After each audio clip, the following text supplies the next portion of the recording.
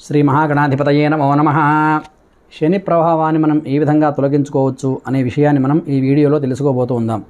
గోచార స్థితి ఫలితంగా ఏలినాటి శని, అష్టమ శని, అర్ధాష్టమ శని ఉంటాయి. శని ప్రభావం పడితే యముడు కూడా దాదాపు పరిచయం చేసి తీసుకొస్తాడు అనేటువంటి నానుడు ఉంది. అంటే మనం చావు అంచులకు వెళ్ళి వస్తాము అని. అందుకే శని పట్టకుండా ఎవరూ ఆపలేరు. కానీ ఆ ప్రభావం తగ్గించేందుకు శనిని ప్రసన్నం చేసుకోవడానికి కొన్ని మంత్రాలు ఉన్నాయి. ఇవి తప్పనిసరిగా అందరూ కూడా చదువుకోవాలి. శన్యరిష్టేతు సంప్రాప్తే శని పూజాంచ కారయేత్ శని ధ్యానం ప్రవక్ష్యామి ప్రాణపీడోపశాంతయే. ఇది ఒక మంత్రం. మరి ఒక శ్లోకము, నీలాంజన సమాభాసం రవిపుత్రం యమాగ్రజం ఛాయామార్తాండ సంభూతం తం నమామి శనేశ్వరం. ఓం సూర్యపుత్రో దీర్ఘదేహో విశాలాక్ష శివప్రియ మందచార ప్రసన్నాత్మ పీడాం హరతు మే శని.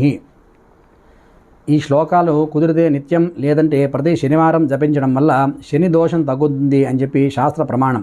ముఖ్యంగా హనుమంతుణ్ణి, పరమేశ్వరుణ్ణి ధ్యానం చేసినట్లయితే ఆ ప్రభావం తగ్గుతుంది.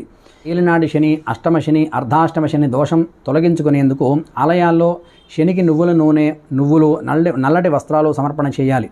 ఈ రోజున పితృతర్పణము, నదీ స్నానము చేసి దాన ధర్మాలు వీలైనంత వరకు చేయడం ద్వారా ఉత్తమ ఫలితాలను పొందుతారు. కనీసం తలస్నానం చేసి ఇంట్లో దీపం పెట్టుకొని శని స్తోత్రాలు చదువుకున్నా కూడా కొంత మేరకు గ్రహ దోషాల నుంచి ఉపశమనం లభిస్తుంది.